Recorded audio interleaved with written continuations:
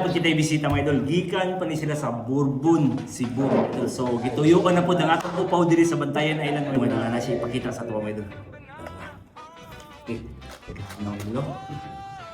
Nanimaw paldo mga idol. Basta gikan Bourbon kasi. Okay, so ato yabo. Okay, kani nga relo dol. Original siya nga siko. Pero wala tang mapalitan idol. Automatic na siya mga idol. Oh, automatic na siya, original. Oh, kani mga idol. Klaro pa mga idol. Fake ni siya mga idol. Yung ano, nilain na yung color. Kani naman po, dami yung relo. Oh, original siya. Japan, stainless lang. Nasa tatak stainless pero dili na siya paldo. Wala na siya. Kani, tara. Ang iyang kwintas. Okay, tara. Okay, gantas. Uy, dili man yellow yung kaskas dol. Puti man, subot pa sabot. Fake na siya dol, dili siya gold. Dili paldo mga idol. Guwapo, pero dili siya paldo. Manikod. Uy. Paldo ni. Colors. Paldo niya. Bataw. Lain mong good na siya kalainan. Muragi ka na siya sa gawas na klase sa lahas. Guwapaw.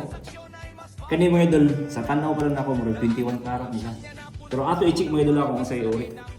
No. Awa, sa color pa lang no?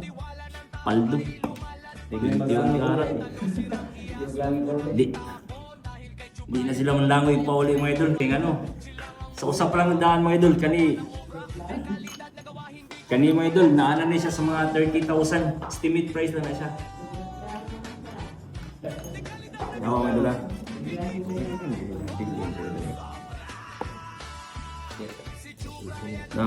Klaro kayo mga idol, 21 karat. Basta ang color gani sa kaskas mga idol, napay-pahabol mga idol. Basta ang color sa kaskas mga idol, medyo puwahon siya. Nga dason, ibubos ang aksido, di siya muwagtang o butano gabo, di siya muwagtang. 21 karat na siya mga idol. Okay, positive siya, 21 karat. Grabe paldo. O kanay naman po dang yung relo, original ni siya dun. Wapa kayo ng relo. Wala na namang ganda. Pero wala ko'y bayaran na dun. Di lang mo mapalitan yung mga idol ha. Ang atong palitan din mga idol, kana yung original gid nga pareha ng Rolex na pure gold. Kana, pwede na natin mapalit. Pero kani, original siya pero dili lang pa ni idol ha. O kanay po dang mo nasi tatak Paris. Bangles niya mga idol. Kiskis na to. Puti ang agi dol. Subot pa sabot na ni siya. Stainless niya. Dili ni siya gold. Okay, wala ni siya mga idol. Ugoy, kanilang daan mga idol. Paldo. Kanilat mga idol. Klaro kayo. Paldo. Klaro kayo mga idol. Sa color pa lang. White gold. Pero kani ang imong pandol, kani siya. Wala ni siya dala. Bugil yung paldo dol. Okay mga idol, ang ilang dala gikan sa Bourbon mga idol. Tarawa mga idol. Kani siya mga idol. Dagang kayong dili mahalin mga idol. Og darang mahalin mga idol. Kani siya silver. Kani naman pud siya mga idol. White gold 18 karat. Og kani naman siya karaan siya mga idol. 10 karat ni siya. Og ang pinakapaldo mga idol 21 karat swingkas. So timbang na mga idol kung pila tanan ang ilang gidala nga paldo nga gibiyahe gikan sa Bourbon, Cebu mga idol. Okay, timbang tara. Unahon nato ni silver mga idol. Ang kaniyang silver mga idol ni halin siya og 970.